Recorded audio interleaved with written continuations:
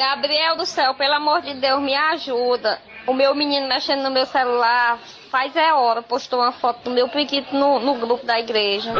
E aí eu fui apagar e eu não sabia que tinha que apagar para todos. Eu apaguei só para mim e a foto permanece aí no grupo.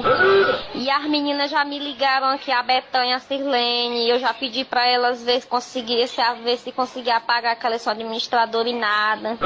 E eu tô aqui morta de vergonha, já saí até do grupo. Tu não sabe um jeito de tirar essa foto daí não, meu irmão, pelo amor de Deus, para me ajudar. Eita, colega. Mas não dá pra perceber, não. Eu tava olhando aqui direitinho, tem? Parecendo um cururu. Não dá pra perceber que é um priquito, não, menina. O bicho tá rixado demais.